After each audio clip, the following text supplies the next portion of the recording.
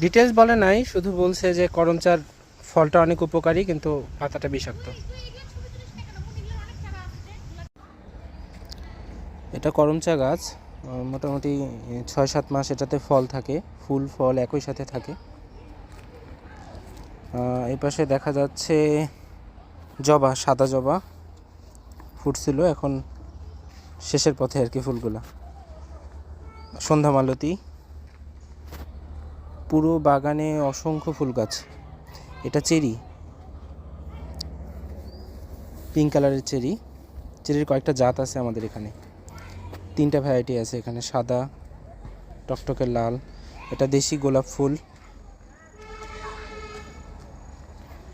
China টগর, biscuit ফুল বা নয়নতারা বলে এগুলোকে। এটা ছোট চায়না টগরগুলো।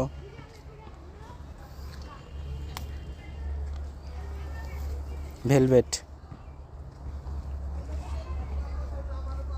পুরো বাগানে অসংখ্য ফুল, 12 মাস কোনো না কোনো ফুল থাকবেই।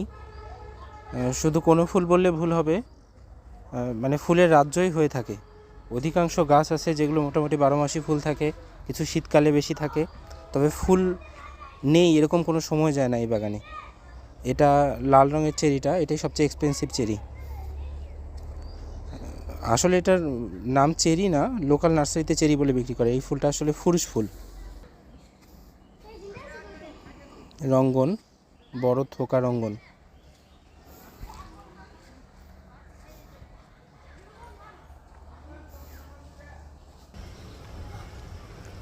ব্লিডিং হার্ট ফুল, খুব সুন্দর দেখতে, আমার আব্বুর খুব পছন্দের গাছ। উনি চারা সংগ্রহ করে অনেকগুলো চারা তৈরি করেছেন। ফুলটা এতটাই সুন্দর, মনে হয় একটা হার্ট, সাদা রঙের হার্ট, তার মধ্যে থেকে 1 ফোঁটা রক্ত যেভাবে পড়ে যায়, সেটা আর কি 1 ফোঁটা রক্ত পড়ে যাচ্ছে এরকম মনে হয়, যার ফলে ফুলটার নাম ব্লিডিং হার্ট। এটা সাদা চন্দন।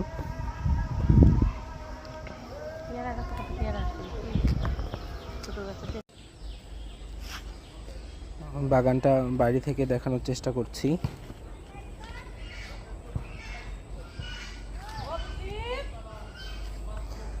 আমি মূলত ফুল গাছগুলোকে ফোকাস করে দেখানোর চেষ্টা করেছি। এখানে অসংখ্য ফল গাছও আছে, কিন্তু শুধুমাত্র ফুলগুলো দেখানোর চেষ্টা করলাম। বাগানে বকুল, কামিনী এই ফুলগুলোও আছে, কিন্তু ফুল না থাকায় সেই গাছগুলো দেখানো হলো না।